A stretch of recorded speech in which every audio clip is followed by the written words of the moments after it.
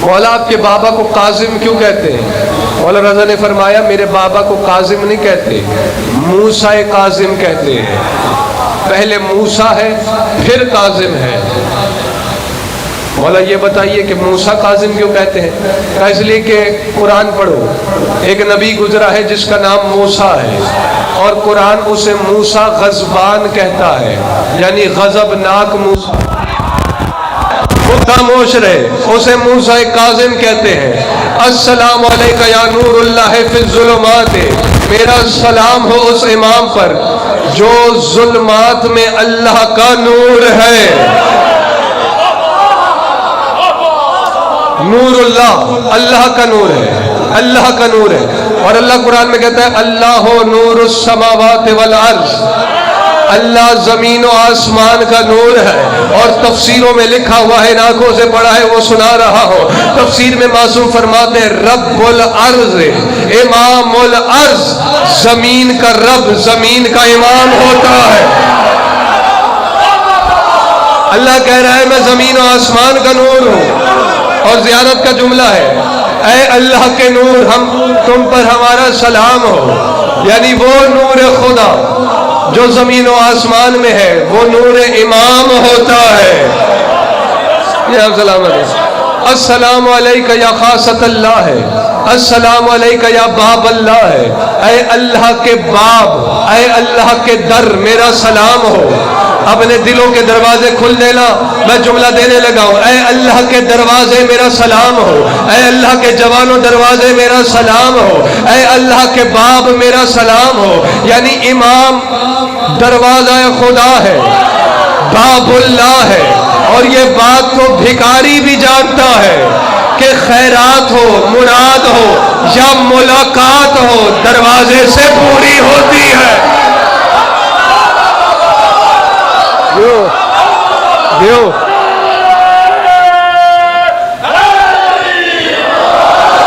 السلام علیکم، السلام علیکہ یا خاصت اللہ ہے، اے اللہ کے خاصے میرا سلام ہو۔ بس میں نے سمیٹ لیا۔ خاصہ کیا ہوتا ہے؟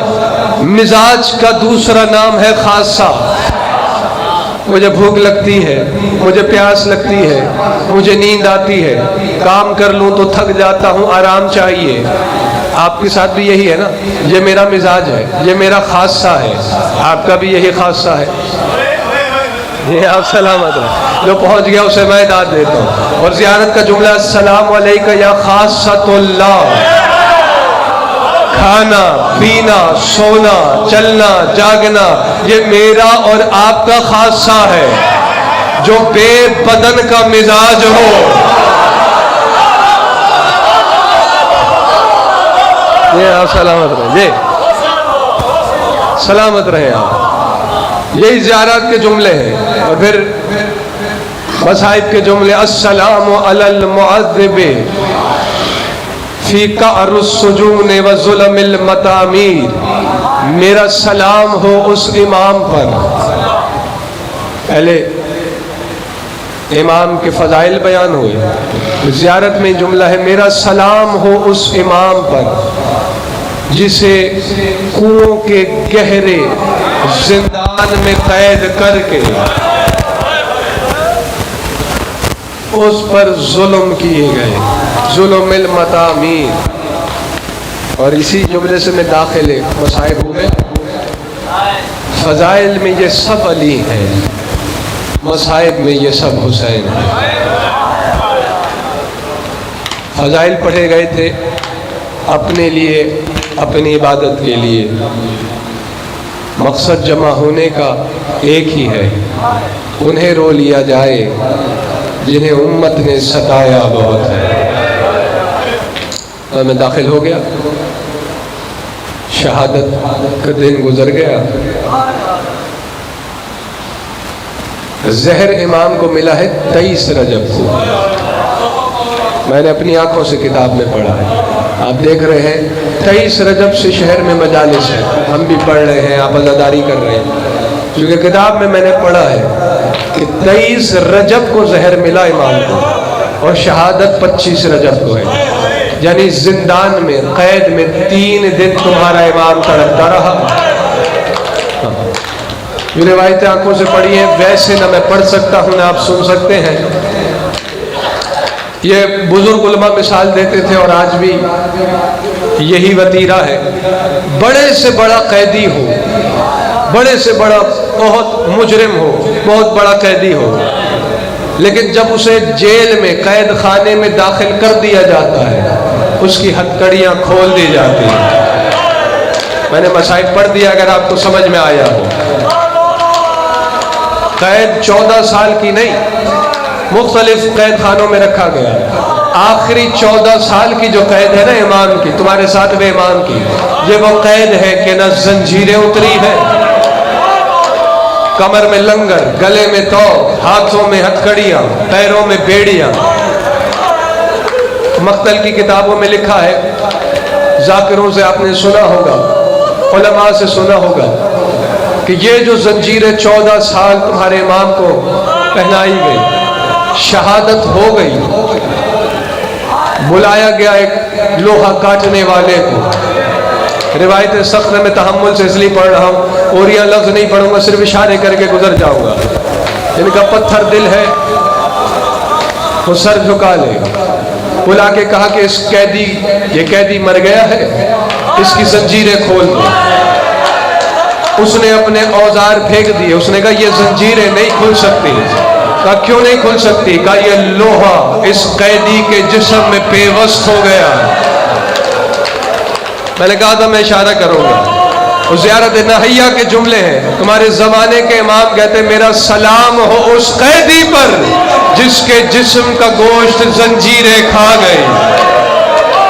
اجرکم علی اللہ، اجرکم علی اللہ۔ میرا سلام ہو، میرا سلام ہو اس قیدی پر جو 14 سال رکوع کی حالت میں رہا۔ گڑھے کھودے گئے، زمین کے اندر زندان بنایا گیا، اور اس میں تمہارے ساتویں امام کو رکھا گیا۔ میں ہر مجلس میں کہتا ہوں کہ رونا مصائب سننے کا ایک ادب ہے، اور وہ ادب ہر کسی کو نہیں آتا، وہ صرف اسے آتا ہے جو عزادار گھر میں پیدا ہوا ہے، یا جس کے دل میں قبر حسین ہے، جس کے دل میں ان کا غم ہے، وہ ادب صرف اسے آتا ہے۔ میرا کام ہے پڑھنا، اور میں روایت پڑھ رہا ہوں، تصور کدے کو اجاگر کر لینا۔ سندھی بن شائق ملون، یہ وہ ہے 14 سال جس کی قید میں تمہارا امام رہا ہے۔ ہارون رشید نے سندھی بن شائق کو تمہارے امام پہ مقرر کیا، اور روایت سامنے آ گئی ہے، دل پہ چوٹ لگے گی تمہارے، لیکن روایت ہے یہ ایسے۔ ایک شخص آیا آپ کے 8ویں امام کے پاس، کہتے ہیں مولا رضا میں نے سنا ہے کہ سندھی بن شائق ملون کی قید میں تمہارا بابا بہت کمزور ہو گیا ہے۔ بیٹھا ہوا تھا تمہارا 8واں امام، ایک مرتبہ کھڑے ہوئے، منہ پہ ماتم کرنا شروع کیا، اور رو کے جو جملہ کہا، اگر سمجھ آ گیا مجھے زیادہ مصائب پڑھنے کی ضرورت ہی نہیں ہوگی۔ مولا رضا فرماتے کانا یضربہ کل یوم، کا سندھی بن شائق ملون وہ ہے کہ جو روزانہ میرے بابا کو 100 تازیانے مارتا۔ اب میں اشارہ کروں گا، روزانہ 100 تازیانے، روزانہ 100 تازیانے۔ ہفتے میں کتنے ہوں گے، مہینے میں کتنے ہوں گے، سال میں کتنے ہوں گے، پھر 14 سال میں کتنے ہوں گے۔ جب ایک شیعہ بڑی محنت کر کے قید خانے کے قریب پہنچ گیا، اس نے سندھی بن شائق سے کہا امام سے ملنے نہیں دیتا، مجھے میرے مولا کی زیارت تو کرنے دے۔ کہا کر لے زیارت۔ ایک مرتبہ سامنے دیکھتا ہے، کہتا ہے اے بن شائق میرا مولا کہاں ہے؟ کہا وہ سامنے دیکھ۔ کہا سامنے تو ایک کپڑا سا نظر آ رہا ہے۔ کہا وہی تیرا مولا موسی کاظم۔ اجرکم علی اللہ، اجرکم علی اللہ، رحم اللہ علی اصواتکم۔ بس ختم ہو گئی مجلس۔ بی بی تمہارا پرسہ قبول کرے، یقیناً شام سے چل کے آئی ہوگی شہزادی۔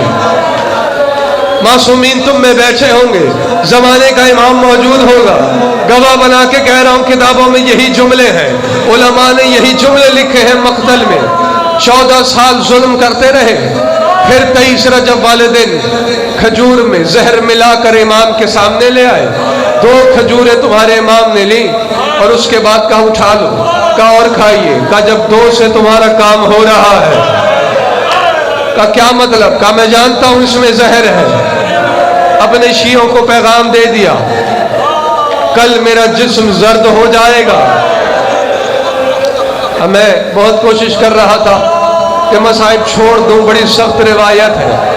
اگر اب دل پہ چوٹ لگے، ذاکر بھی ہوں سید بھی ہوں معاف کر دینا، لیکن روایت ایسی ہے زہر دینے کے بعد وہ ہے نا گہرے کنویں میں گڑھے کھودے گئے، اس میں زندان میں رکھا گیا. اس زندان میں سیخیں لگائی گئی تھی. جسے زہر ملتا ہے نا رونے والوں، وہ دو چیزیں چاہتا ہے، دو. پہلے تو زہر کی تپش سے پیاس لگتی ہے، پانی چاہتا ہے، اور اس کے بعد تڑپنے کے لیے جگہ چاہتا ہے. موسی کاظم کو زہر دے کر اس زندان میں رکھا گیا کہ جہاں ایک ایک بالشت پر سیخیں نکلی ہوئی تھی، دائیں جانب بھی سیخیں، بائیں جانب بھی سیخیں، آگے پیچھے سیخیں نکلی ہوئی تھی تاکہ موسی کاظم کو تڑپنے کے لیے جگہ نہ ملے. زہر نے جگر کاٹنا شروع کیا، تمہارے امام نے تڑپنا شروع کیا. علماء مقاتل لکھتے ہیں موسی کاظم تڑپ کے کبھی ان سیخوں پر کبھی ان سیخوں پر، تمام سیخیں زندان کی سرخ ہو گئی. ایک مرتبہ زندان کا دروازہ کھولا، ہارون اور سندھی بن شائق اندر آئے. سندھی بن شائق نے کاغذ قلم موسی کاظم کے سامنے رکھا، کہا لکھو اپنی طبی موت مر رہے ہو. تھک گئے ہو اگر رو کے تو میں چھوڑ دیتا ہوں. لکھو اپنی طبی موت مر رہے ہو، ہم نے نہیں مارا، خون جاری ہے. تڑپ کے امام نے دیکھا کہ رسول کے بیٹے سے جھوٹ لکھوانا چاہتا ہے. حجت خدا سے جھوٹ، تم نے زہر دے کے مارا ہے مجھے. سندھی بن شائق کہتا ہے لکھنا پڑے گا ورنہ میں ظلم کروں گا. جملہ میں پڑھنے جا رہا ہوں، اب مجھے خبر نہیں کون تھک گیا ہے اور کون پرسہ دینے آیا ہے. شہادت کا دن ہے ورنہ میں یہیں چھوڑ دیتا ممبر. امام نے رو کے کہا 14 سال سے ظلم ہی تو کر رہا ہے، تو ظلم کر میں برداشت کروں گا، میں حسین کا بیٹا ہوں. کہ اگر نہیں لکھو گے تو میں وہ ظلم کروں گا کہ قید اور تاریخ یاد رکھے گی کہ تجھے جتنا ظلم کرنا ہے کر لے، میں حجت خدا ہوں، جھوٹ نہیں لکھ سکتا. اس نے دربان کو بھیجا، کہا جاؤ 4 لوہے کی میخیں لے آؤ، 1 ہتھوڑا لے آؤ. اب جسے ماتم آتا ہے خدا کے لیے جو عزادار بیٹھا ہوا ہے، قید خانہ ہے، زہر امام کو ملا ہوا ہے، لوہے کی میخیں آ گئی، ہتھوڑا آ گیا. میرا اشارہ سمجھنا، میں روایت پوری نہیں پڑھوں گا. اس نے ایک میخ سر اقدس پہ رکھی، ایک مرتبہ ہتھوڑے کو ہوا میں بلند کیا اور کہتا ہے جعفر الصادق کے بیٹے لکھتے ہو یا میں ہتھوڑے سے ضرب لگاؤں؟ امام نے کہا میں جھوٹ نہیں لکھ سکتا. ایک مرتبہ اس نے ہتھوڑا بلند کیا، ایک کالے برقعے والی بی بی زندان کا طواف کر کے کہتی ہے کوئی ہے جو میرے اسیر بیٹے کو چھڑائے، کوئی ہے جو میرے قیدی بیٹے کو چھڑائے. ارے ماتم کرو موسی کاظم کا جس کے 18 بیٹے ہو، 4 مزدور جنازہ اٹھا کے کہتے ہیں رافضیوں کا امام مارا گیا. وَسَيَعْلَمُ الَّذِينَ ظَلَمُوا أَيَّ مُنْقَلِبٍ يَنْقَلِبُونَ أَلَا لَعْنَةُ اللَّهِ عَلَى الْقَوْمِ الظَّالِمِينَ. ماتم حسین.